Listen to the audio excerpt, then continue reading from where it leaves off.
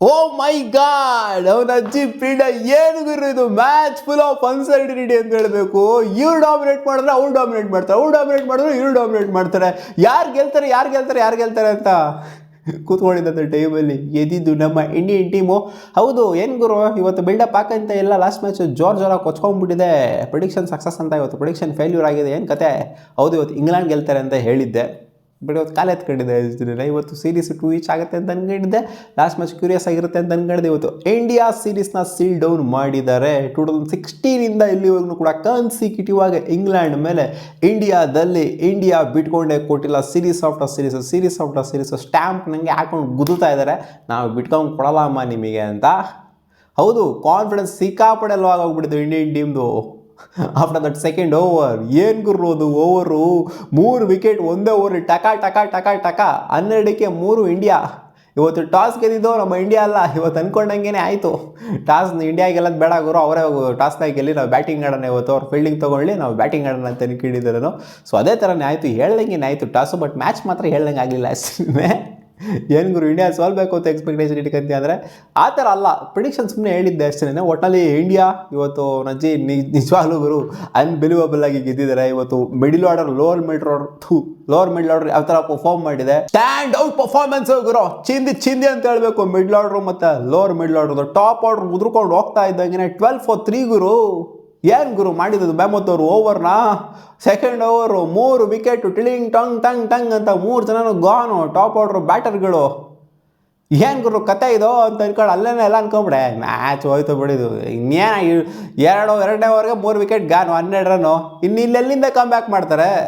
ಕಚ್ಕೊಂತಾರೆ ಪಕ್ಕ 150 ಒಳಗಡೆ ಕಚ್ಕೊಂತಾರೆ ಅಂತ ಅನ್ಕೊಂಡು ಕೂತ್ಕೊಂಡಿದ್ರೆ 180+ ಹೊಡೆದ್ಬಿಟ್ರಲ್ಲ ಗುರು. ಇದನ್ನೇ ಎಲ್ಲರಿಗೂ ಆಶ್ಚರ್ಯಕರ ಆಗಿದ್ದು. ಹೌದು, ಪೋಪ್ಲೇಲ್ 2 ಓವರ್ಗೆ ಒಂಥರ ಕಚ್ಚಿಸ್ಕೊಂಡಿದ್ದಂಥದ್ದು. ಸೊ ಪೋಪ್ಲೇಲ್ ಅಷ್ಟೇ ಹೆವಿ ರನ್ಸ್ಗಳೇನು ಬರಲಿಲ್ಲ, ಸ್ವಲ್ಪ ನೋಡ್ಕೊಂಡೇನೆ ಆಡಿದ್ರು. ಆಮೇಲೆ ಬಂದಾದ್ಮೇಲೆ ಆಕ್ಸಿಲರೇಟ್ ಮಾಡಿದ್ದು ಇಟ್ಸ್ ಹಾರ್ದಿಕ್ ಪಾಂಡ್ಯ, ಶಿವಮ್ ದುಬೆ ಮತ್ತು ರಿಂಕು ಸಿಂಗ್ ಅವರ ಪರ್ಫಾರ್ಮೆನ್ಸಿಂದ. ಆ್ಯಂಡ್ ಇವರ ಪರ್ಫಾರ್ಮೆನ್ಸ್ನು ಕೂಡ ಮೆಚ್ಕೊಳ್ಳೇಬೇಕು. ಓಪನರ್ ಆಗಿ ಬಂದಂಥ ಅಭಿಷೇಕ್ ಶರ್ಮಾ ಅವರು ಕೂಡ ಚೆನ್ನಾಗಿ ಆಕ್ಸಿಲರೇಟ್ ಮಾಡಿದ್ರು. ಸ್ವಲ್ಪ ಪೋಪ್ಲಲ್ಲಿ ಒಂದರಲ್ಲಿ ವಿಕೆಟ್ ಬೀಳ್ತಿದ್ರು ಕೂಡ. ಫಸ್ಟ್ ಓವರ್ ಅವರೆಲ್ಲ ಫುಲ್ ಟಾಪ್ ತೊಗೊಂಡಿದ್ದು. ಫಸ್ಟ್ ಓವರ್ ಚೆನ್ನಾಗಿ ಆಡಿದ್ರು, ಸೆಕೆಂಡ್ ಓವರ್ ಮಾತ್ರ ಕಚ್ಚಿಸ್ಬಿಟ್ರು ಹಂಗೆ ಹಾಕೊಂಡು ಮೆಮ್ಮದ್ದವರು. ಅಲ್ಲ ಗುರು, ಫಸ್ಟ್ ಓವರ್ ಅವ್ರದ್ದು ಇಂಡಿಯಾದಲ್ಲೇ ಫಸ್ಟ್ ಓವರ್ ಬೌಲಿಂಗ್ ಮಾಡ್ತಿರೋದು.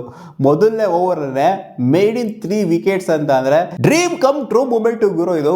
ಯಾವುದೇ ಬೌಲರ್ ಆಗಿರಲಿ ಇಲ್ಲ ಗುರು, ನೀ ನೇಷನ್ಗೆ ಹೋಗಾದ್ಮೇಲೆ ಮೊದಲನೇ ಓವರೇ ಇಂಪ್ಯಾಕ್ಟ್ ಮಾಡಬೇಕು ಗುರು.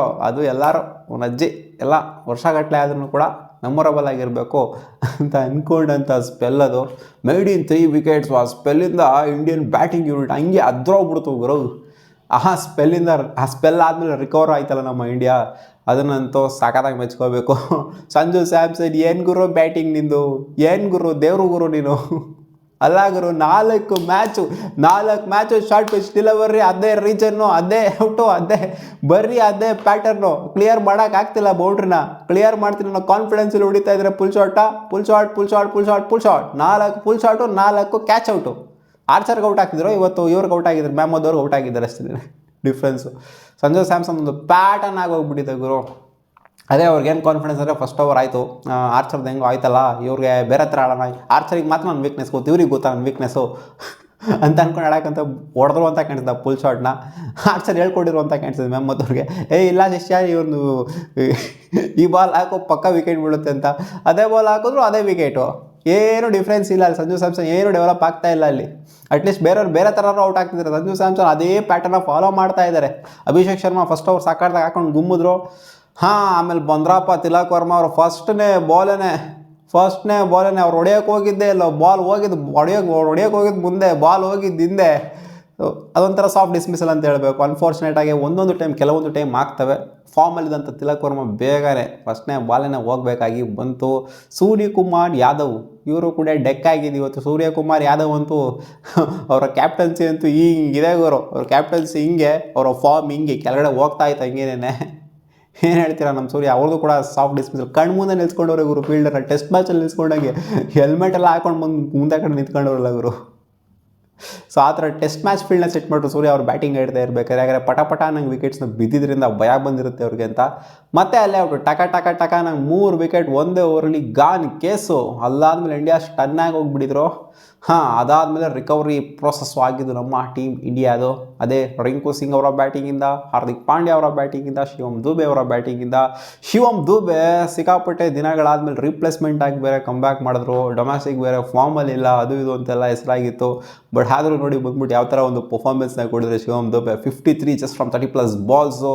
ಆ್ಯಂಡ್ ಹಾರ್ದಿಕ್ ಪಾಂಡ್ಯ 53, ಇವರು 53, ಅವರು 53. ಹಾರ್ದಿಕ್ ಪಾಂಡ್ಯ ಅವರು 27ನೇ ಬಾಲ್ಗೆ 50ನ ಕಂಪ್ಲೀಟ್ ಮಾಡಿದ್ರು. ಹಾರ್ದಿಕ್ ಪಾಂಡ್ಯ ಅಂತೂ ಒಂಥರ ಫುಲ್ ಟಾಲ್ ತೊಗೊಂಡ್ರು ಅಂತ ಹೇಳಬೇಕು. ಇನ್ನು ಫುಲ್ಲು ಬಾಟಮ್ವರೆಗೂ ಇದ್ದಿತ್ತು ಅಂದರೆ, ಡೆತ್ವರೆಗೂ ಇದ್ದಿತ್ತು ಅಂತಂದರೆ ಇನ್ನೊಂದು ಸ್ವಲ್ಪ ಜಾಸ್ತಿ ಆಗಿರೋದನ್ನ ಸ್ಕೋರು. ಬಟ್ ಇಲ್ಲ, ಕಡಕಾಗೇನೆ ಆಡಿದ್ರು. ಶಿವಮ್ ದುಬೆ ಲಾಸ್ಟ್ವರೆಗೂ ನಿಂತ್ಕೊಂಡು ಲಾಸ್ಟಲ್ಲಿ ರನ್ಔಟ್ ಆಗಿದ್ದು. ಸೊ ಇವರಿಬ್ಬರ ಮೈನ್ ಪರ್ಫಾರ್ಮೆನ್ಸಿಂದ, ಜೊತೆಗೆ ರಿಂಕು ಸಿಂಗ್ ಅವ್ರದ್ದು ಕೂಡ ಕ್ರೂಷಿಯಲ್ ಕಾಂಟ್ರಿಬ್ಯೂಷನ್ ಮೆಚ್ಕೋಬೇಕು. 25 ಬಾಲ್ಗೆ ರೌಂಡನ್ನು ತೊಗೊಂಡಿದ್ದಾರೆ, 30 ನೋಡಿದೆ. ಏನು ಅಂಥ ಹೆವಿ ಸ್ಟ್ರೈಕ್ ರೇಟ್ ಏನಲ್ಲ, ಬಟ್ ಆದರೂ ಕಾಂಟ್ರಿಬ್ಯೂಷನನ್ನು ಕೊಟ್ಟಿದ್ದಾರೆ. ಇವರು ಕೂಡ ಅಷ್ಟೇ. ಅಭಿಷೇಕ್ ಶರ್ಮಾ ಅವ್ರು ಚೆನ್ನಾಗಿನೇ ಆಡೋದು, 29 ರನ್ ಕಾಂಟ್ರಿಬ್ಯೂಷನ್, ಕ್ರೂಷಿಯಲ್ ಕಾಂಟ್ರಿಬ್ಯೂಷನ್ ಕೊಟ್ಟಿದ್ದಾರೆ. ಸೊ ಇವರೆಲ್ಲರ ಕಾಂಟ್ರಿಬ್ಯೂಷನಿಂದ ತಲುಪಿದ್ದು 180+. ಈ ಕಡೆ ಬ್ರ್ಯಾಡನ್ ಅವರು ಒಂದು ರೇಂಜಿಗೆ ಬೌಲಿಂಗ್ ಮಾಡಿದ್ರು. ಆ್ಯಂಡ್ ಓವರ್ಟನ್ ಅವರು ಸಖತ್ತಾಗಿ ಬೌಲಿಂಗ್ ಮಾಡಿದ್ರು, 2 ವಿಕೆಟ್ನ ತೆಗೆದ್ರು. ಇದನ್ನು ಚೇಸ್ ಡೌನ್ ಮಾಡೋದಕ್ಕೆ ಅಂತ ಬಂದ್ರಮ್ಮ ಇಂಗ್ಲೆಂಡ್ ಟೀಮ್ ಅವರು. ಏನು ಕತೆ ಇವ್ರದ್ದು, ಇಂಗ್ಲೆಂಡ್ ಟೀಮ್ ಅವ್ರದ್ದು. ಪವರ್ ಪ್ಲೇ ನೋಡ್ತು ಅಂತಂದರೆ ಹಿಂಗೆ ಮೇಲೆ ತಗೊಳ್ಟೋಗ್ಬಿಟ್ರಲ್ಲ ಅವರು. ಪವರ್ ಪ್ಲೇ 62 ರನ್ನು ಬಂದು ಪವರ್ ಪ್ಲೇಲಿ ಹಾಕೊಂಡು ಬೆಂಡ್ ಹಾಕೇಟು. ಮತ್ತು ಪವರ್ ಪ್ಲೇ ಲಾಸ್ಟ್ ಬಾಲಲ್ಲಿ ಬಿದ್ದಿದ್ದು ಇವ್ರಿಗೆ ವಿಕೆಟೇ ಬಿದ್ದಿಲ್ಲ. ಫಿಲ್ ಸಾಲ್ಟ್ ಮತ್ತು Ben Duckett. Almost 62 run partnership. Power play last ಬಾಲಲ್ಲಿ ಬಿದ್ದಂಥ ವಿಕೆಟ್ ಫಿಲ್ ಸಾಲ್ಟ್ದು. ಅಕ್ಸರ್ ಪಡೋರು ಟಕ್ಕನಾಗಿ ವಿಕೆಟ್ ಬೋಲ್ಡ್ ಎತ್ತದ ಇದ್ದಂಗೆ ಫಿಲ್ ಸಾಲ್ಟ್ದು. ಏನು ಗುರು ಇದು ಕತೆ ಅಂತ ಅನ್ಕೊಂಡಿರ್ತಾರೆ RCB ಫ್ಯಾನ್ಸ್ಗಳೆಲ್ಲ. ಏನು ಗುರು 4 ಮ್ಯಾಚ್ನೂ ಊಷ್ಟ ಆಗೋಗ್ಬಿಟ್ಟಿದೆಯಲ್ಲ, ಏನು ಪರ್ಫಾರ್ಮೆನ್ಸ್ ಇದು, ನಾವೇನೋ ಅಂದ್ಕೊಂಡ್ರಿ ಏನೋ ಆಡ್ತಾ ಇದೆಯಲ್ಲ ಗುರು ಅಂತ ಅನ್ಕೊಂಡಿರ್ತಾರೆ RCB ಫ್ಯಾನ್ಸ್ಗಳು. ಬಿಡಿ, RCBನ ಆ ಕಡೆ ಇಟ್ಬಿಟ್ಟು ಬಂದು ನೋಡ್ತು ಅಂದರೆ ಬೆಂಡ್ ಐಕೆಟ್ ಅಂತ ಫುಲ್ ಫ್ಲೋರ್ ಕಾಣಿಸಿರೋ. ಪವರ್ ಪ್ಲೇಲ್ ಅಂತ ಅವ್ನು ಅಜ್ಜಿ ಹಾಕೊಂಡು ಫುಲ್ಲು ಟೋಲ್ ಹಾಕೊಂಡು ರುಬಾಡ್ಬಿಟ್ಟಿದ್ರು ಆ ಕಡೆ ಈ ಕಡೆ ತಿರಿಕಂಡು ಪರಿಕಂಡೆಲ್ಲ. ಆಮೇಲೆ ರವಿ ಬಿಷ್ಣೋಯ್ ಬಂದರು, ಬ್ಯಾಕ್ ಟು ಬ್ಯಾಕ್ ವಿಕೆಟ್ಸು. ಬಟ್ಲರ್ದು ಈ ಕಡೆ ಬೆಂಡ್ ಹಾಕಿಡ್ತು, ಇಬ್ಬರದು ಎತ್ತುತ್ತಾ ಇದ್ದಂಗೆ ಇವರು ಕೂಡ 3 ಜನ ಉದುರ್ಕೊಂಡ್ರು ಹಂಗೇನೆ. ಬಟ್ ಪವರ್ ಪ್ಲೇ ಅಂತೂ ಇವ್ರದ್ದು ಮೇಲ್ಗಡೆನೇ ಇತ್ತು. ಈ ಕಡೆ ನೋಡಿ ಇಂಡಿಯಾದ ಯಾವ ಥರ ಇದೆ ಅಂತ, ಪವರ್ ಪ್ಲೇಲಿ 3 ವಿಕೆಟ್ ಪಟ ಅನ್ನಂಗೆ ಬಿದ್ದೋಯ್ತು. ಈ ಕಡೆ ಇಂಗ್ಲೆಂಡ್ ಅವ್ರದ್ದು 62 ರನ್ನು ಲಾಸ್ಟ್ ಬಾಲ್ ಬಿದ್ದಂಥ ವಿಕೆಟ್ ಪವರ್ ಪ್ಲೇ. ಸಿಕ್ಕಾಪಟ್ಟೆ ಲಾಡ್ ಆಫ್ ಡಿಫ್ರೆನ್ಸ್ ಅಂತೂ ಪವರ್ ಪ್ಲೇಲಿ ಹೆವಿ ಅಂದರೆ ಹೆವಿ ಡಿಫ್ರೆನ್ಸು. ಇಂಡಿಯಾ 3 ವಿಕೆಟ್, ಇವ್ರು ಬರೀ 1 ವಿಕೆಟ್ ಕಳ್ಕೊಂಡಿರೋದು. ರನ್ಸು ಕೂಡ ಇವ್ರದ್ದು ಜಾಸ್ತಿ. ಆಮೇಲೆ ನೋಡಿ ಯಾವ ಥರ ಕೊಲ್ಯಾಪ್ಸ್ ಆದರು ಅಂತಂದರೆ, ಹ್ಯಾರಿ ಬ್ರೂಕ್ ಅವರು ಕಡಕಾಗಿ ಆಡ್ತಿದ್ರು, 50+ನ ಹೊಡೆದ್ರು. ಏನೋ ಅಪರೂಪಕ್ಕೆ ಮಸ್ತಾಗಿ ಆಗ್ಬಿಟ್ಟಿದ್ದಾರೆ ಇವರು. ಹ್ಯಾರಿ ಬ್ರೂಕ್ ಅವರು ಇಂಡಿಯನ್ ಕಂಡೀಷನ್ಸಲ್ಲಿ ಮೆಚ್ಕೋಬೇಕು, 50 ಹೊಡೆದ್ಬಿಟ್ಟಿದ್ರು. ಅವ್ರದ್ದೇ ಹೈಯೆಸ್ಟ್ ಕಾಂಟ್ರಿಬ್ಯೂಷನ್ನು. ಅವ್ರ ವಿಕೆಟ್ನ ವರುಣ್ ಚಕ್ರವರ್ತಿ ಎತ್ತಾ ಇದ್ದಂಗೆನೇ ಈ ಕಡೆ 2 ವಿಕೆಟ್ನ ಎತ್ತಿದ್ದಾರೆ. ಬ್ರ್ಯಾಡನ್ ಅವ್ರ ವಿಕೆಟ್ನ ವರುಣ್ ಚಕ್ರವರ್ತಿ ಹೊರ್ತಿದ್ರು. ಒಂದೇ ಓವರ್ ಬಿತ್ತು ಅಂತ ಕಾಣಿಸಿದೆ. 2 ವಿಕೆಟ್ನು ಒಂದೇ ಓವರ್ಲೇನೆ ಬಿದ್ದಿದ್ದು.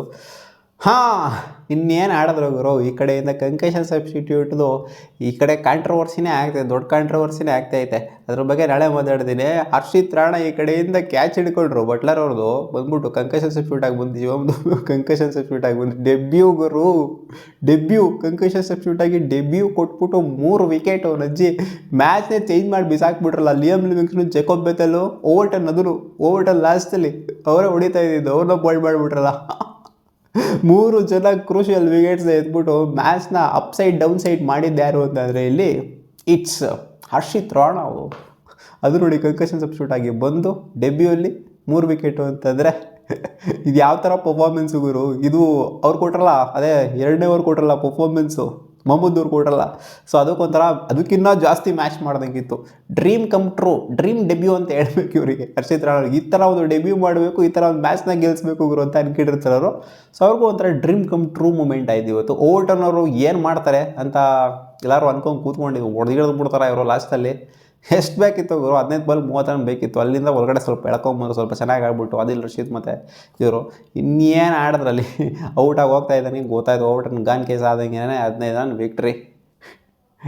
ಒಟ್ಟಲ್ಲಿ ಇವತ್ತಂತೂ ಮ್ಯಾಚ್ ಒಂಥರ ಸಿಕ್ಕಾಪಟ್ಟೆ ಅನ್ಸರ್ಟನ್ ಆಗಿತ್ತು ಗುರು. ಪವರ್ ಪ್ಲೇ 2 ಟೀಮ್ದು ಗಮನಿಸಿದ್ರಿ ಅಂತಂದರೆ ಬ್ಯಾಟಿಂಗ್ ವೈಸು ಈ ಕಡೆ ಇಂಡಿಯಾ ಕೊಲ್ಯಾಪ್ಸು, ಈ ಕಡೆ ಇವ್ರು ಬೂಮ್ ಅಂತ ಇದ್ರು ಪವರ್ ಪ್ಲೇಲಿ, ಆಮೇಲೆ ಕೊಲ್ಯಾಪ್ಸು. ಈ ಕಡೆ ಇವ್ರದ್ದು ಓಪನಿಂಗಲ್ಲಿ ಸ್ವಲ್ಪ ರನ್ಸ್ಗಳು ಬಂತು, ಮೇಲ್ಗಡೆ ಟಾಪ್ ಆಫ್ ದ ಆರ್ಡರ್ ಸ್ವಲ್ಪ ರನ್ಸ್ಗಳು ಬಂತು. ನಮ್ಮಲ್ಲಿ ಮಿಡಿಲ್ ಆರ್ಡರ್ ಜೊತೆಗೆ ಲೋವರ್ ಮಿಡ್ಲ್ ಆರ್ಡರ್ ರನ್ಸ್ ಬಂತು. ಇವರಿಗೆ ಆ ಒಂದು ಲೋವರ್ ಮಿಡ್ಲ್ ಆರ್ಡರ್ ಏನಿದೆ ಅದು ಸಿಕ್ಕಾಪಟ್ಟೆ ಸ್ಟೆಬಿಲಿಟಿ ಅನ್ನೋದನ್ನ ಕೊಡಲಿಲ್ಲ. ಸಿಕ್ಕಾಪಟ್ಟೆ ವಲ್ನರಬಲ್ ಆಗೋಯ್ತು. ಪಟ ನಂಗೆ ವಿಕೆಟ್ಸ್ ತೆಗೆದಿದ್ದು ಇಟ್ಸ್ ಹರ್ಷಿತ್ ರಾಣಂಗೆ ಕೊಡಬೇಕು ಅವರು ಕ್ರೆಡಿಟ್. ಇವತ್ತು ಯಾರು ತಗೊಂಬಂದು ಕೊಡಲೇಬೇಕು. ಇವತ್ತು ಮ್ಯಾಚ್ ಗೆದ್ದಿದ್ದೀವಿ ಅಂದರೆ ರಾಣಾ ಅವರ ಪರ್ಫಾರ್ಮೆನ್ಸ್ ಸಿಕ್ಕಾಪಟ್ಟೆ ಕ್ರೂಷಿಯಲ್ ಆಯಿತು ಮಗ. ಅದರಲ್ಲಿ ಸಿಗೋಣ ಮುಂದಿನ ವಿಡಿಯೋದಲ್ಲಿ ಗಾಯ್ಸ್. ನಿಮ್ಗೆ ಏನು ಅನಿಸ್ತೀವಿ ಇವತ್ತಿನ ಮ್ಯಾಚು ಕಾಮೆಂಟ್ ಸೆಕ್ಷನ್ ಕಾಮೆಂಟ್ ಮಾಡಿ. ವಾ.